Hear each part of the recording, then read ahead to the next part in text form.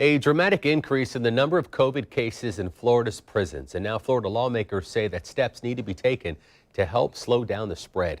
News4JAX reporter Marilyn Parker is joining us live from the Baker County Correctional Institution. Marilyn, we saw a really big spike of cases there. Yes, in the last week it started at 20 positive cases. Then the Department of Corrections reported 561 positive inmates and 25 positive staff members. I spoke with a woman who says her father has about a month or so left at the prison here. She says though his time is winding down, the increase in cases doesn't make her feel any more comfortable. Florida legislators say state leaders aren't doing enough to help.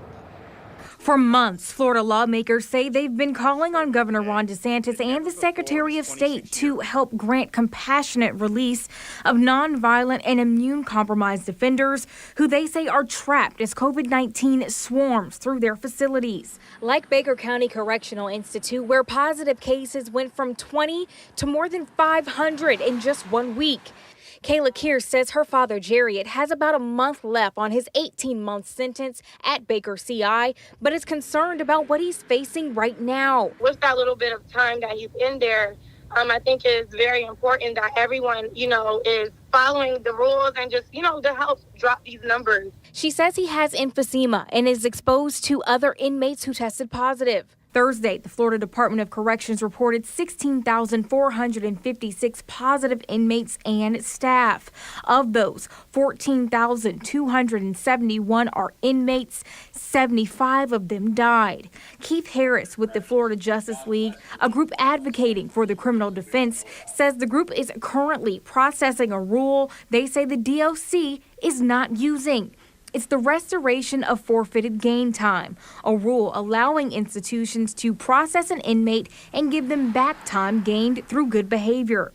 By using it, we'll open up beds to afford the institutions to operate with their minimal staff that they're having problems with, and control the spread. Harris says this rule will help thin out prison populations and is more effective than going through court hearings. Do you think that will be something your dad may want to consider? He said that it's been inmates that have been being released.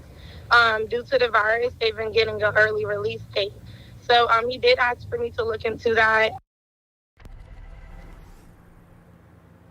Harris says inmates would need to put in a request to use this rule on their sentence, and if it's approved, it would take less than 30 days for the inmate to be released. The Florida Justice League is encouraging legislators to ask the Florida DOC to engage prisons in this rule. I heard back from the DOC asking how many people have used this rule in the last few months. They said they're looking into getting those numbers for me, and they also responded by saying release dates have not been affected by this ongoing health emergency. They say given the current pandemic, it is critical that proper post-release medical services and housing options are established. You can read their full response right now on news4jax.com. In Baker County, Marilyn Parker, Channel 4, the local station. In Duval County, there are approximately 560 positive cases of coronavirus in the jail. That includes inmates, corrections officers, and police officers. The Jacksonville Sheriff's Office says of those, there are 18 personnel reporting positive for COVID-19 and 58 personnel reporting in self-quarantine.